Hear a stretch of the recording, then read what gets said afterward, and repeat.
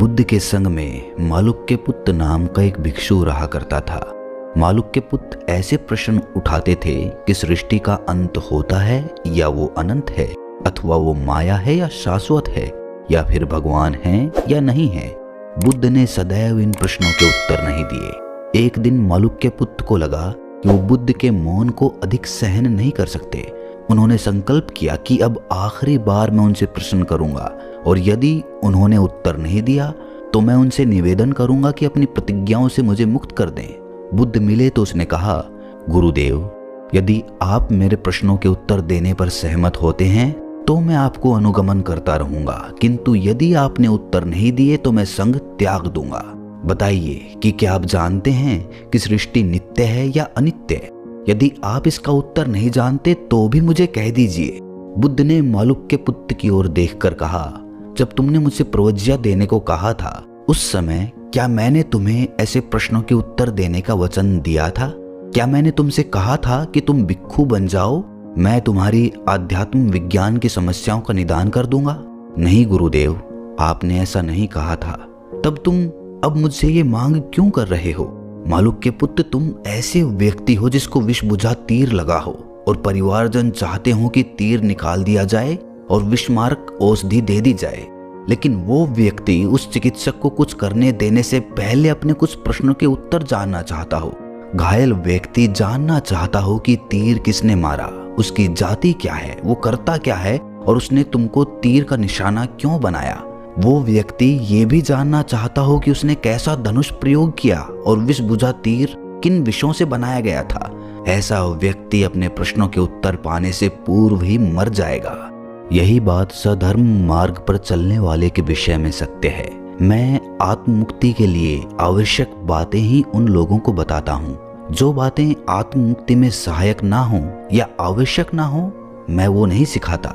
सृष्टि का अंत है अथवा वो अनंत है, या नित्य है अथवा अनित्य, इसे छोड़कर तुम्हें जिस तथ्य को हृदय में बसा लेना चाहिए वो है दुखों की विद्यमानता। दुखों के कारण हैं और उन कारणों को समाप्त करने का मार्ग बताया जा सकता है। जो शिक्षा मैं देता हूँ वो शांति और मुक्ति प्राप्त करने में सहायक होती हैं। जो बातें सधर्म मार्ग द्वारा आत्म मुक्ति में सहायक न होने वाली हों, ऐसी किसी भी बात का उत्तर मैं नहीं देता। बुद्ध के जीवन की ये घटना उन लोगों के लिए बड़ी सीख है जो ना जानते हुए भी जरूरत से ज्यादा बोलते हैं। आवश्यक नहीं है कि हर प्रश्न का उत्तर दिया ही जाए, ना ही आपकी कोई मजबूरी है। ऐसे लोग अक्सर अपने लक्ष्य से चूक जाते हैं जो दूसरों को उनके लक्ष्य तक पहुंचने के रास्ते बताते हैं। बुद्ध के जीवन की घटनाओं से बड़ी सीख सुनाने के लिए मैं राहुल आपके लिए हाजिर हूँ। 29 वर्ष की आयु में अपने चारों ओर दिख रहे मानव जीवन के कष्टों व दुखों का निवारण खोजने हेतु सिद्धार्थ गौतम राजमहल का आरामदायक जीवन व अपनी पत्नी यशोधरा और पुत्र राहुल को त्याग देते हैं। 6 वर्षों तक वो कठोर शरीर पीड़न तप करते हैं। वो मानते थे कि यदि उनका मन भय यानी कि डर के भाव की गुलामी से मुक्त हो गया तो पीड़ा की जंजीरें भी तोड़ फेंकना संभव होगा। कभी कभी वो अपने जबड़े भींचकर जिह्वा को पलटकर तालू से लगा लेते ताकि इच्छा शक्ति के द्वारा समस्त भयों और आतंकों का दमन कर डालें। शरीर पसीने पसीने हो जाने पर भी वो तनिक हिलते डुलते नहीं थे। सिद्धार्थ ने नदी में स्नान करना और भोजन करना भी छोड़ दिया था। किसी किसी दिन तो वो पेड़ से गिरे किसी अमरूद को ही खाकर रह जाते अथवा जंगल में सूखे गोबर के टुकड़ों को ही खा लेते। उनका शरीर एकदम क्षीण हो गया था और हड्डियां हड्डियां निकल आई थीं, जिनसे चिपकी त्वचा लटकने लगी थी।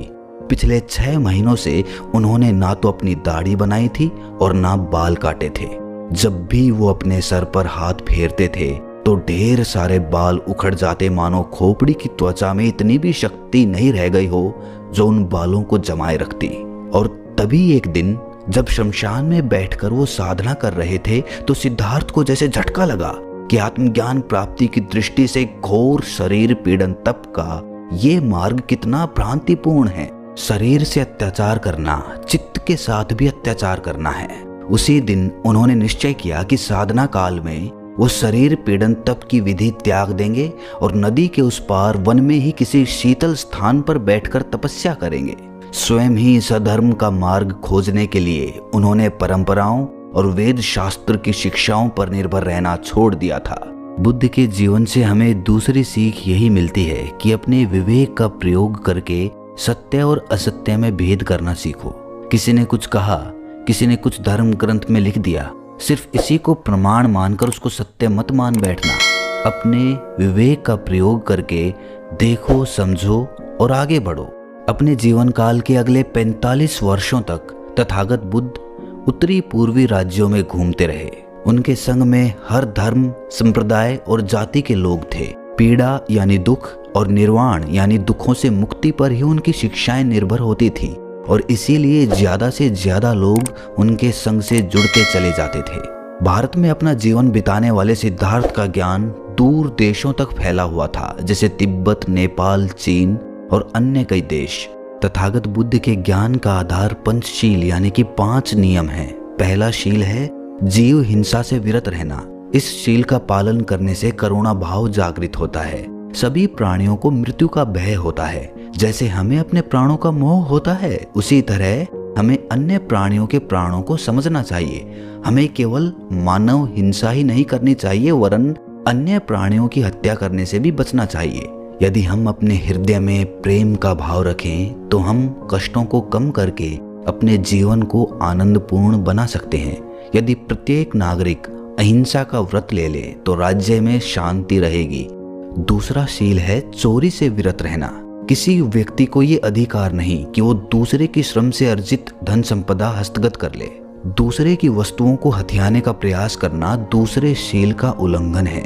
दूसरों को धोखा मत दो या अपने प्रभाव एवं सत्ता के प्रभाव का प्रयोग करके अन्य व्यक्तियों की वस्तुएं मत छीनो। इसी प्रकार दूसरे के श्रम व गाढ़े पसीने की कमाई से स्वयं लाभ उठाना भी इस शील के प्रतिकूल है। यदि नागरिक इस शील के अनुरूप आचरण करेंगे तो सामाजिक समानता का विकास होगा और लूट तथा हत्याओं की घटनाएं भी शीघ्र ही समाप्त हो जाएंगी। तीसरा शील है व्यभिचार से विरत रहना। शरीर संबंध केवल पति पत्नी के बीच रहने चाहिए। इस शील का पालन करने से परिवार में विश्वास और हर्ष बढ़ता है और दूसरे लोगों को अनावश्यक कष्ट से बचाया जा सकता है। यदि आप प्रसन्नता चाहते हैं और अपने देश एवं जनता की सहायता करने की इच्छा एवं समय प्राप्त करना चाहते हैं तो बहुत सी रखेलों को मत रखिए। चौथा शील है असत्य भाषण से दूर रहना। ऐसे वचन मत बोलिए जिससे विभाजन हो या घृणा बढ़े। आपके वचन सत्य पर आधारित होने चाहिए। हाँ कहने का अर्थ हाँ हो और नहीं कहने का अर्थ नहीं। शब्दों में विश्वास और प्रसन्नता जगाने की शक्ति होती है। शब्द ही गलतफहमी और घृणा भी पैदा कर सकते हैं, यहाँ तक कि उनके कारण हत्या और युद्ध होना भी संभव होता है। इसीलिए कृपया शब्दों का प्रयोग अधिकतम सावधानी से करें। पांचवा शील है मद्यपान या नशीले पदार्थों से दूर रहना। मद्यपान और उत्तेजक पदार्थों के सेवन से चित्त की स्पष्टता समाप्त हो जाती है। जब कोई नशे में होता है तो वो स्वयं अपने लिए, अपने परिवार तथा अन्य लोगों के लिए अकथनीय कठिनाइयां उत्पन्न करता है। इस शील पर आचरण करने से शरीर और मन स्वस्थ रहता है। दोस्तों, नर्स ब्रोनी वेयर, जो कि गंभीर मरीजों की देखभाल करती हैं, उन्होंने बताया कि मर रहे इंसान को यही पश्चाताप रहता है कि काश मैं इतनी भाग दौड़ ना करता।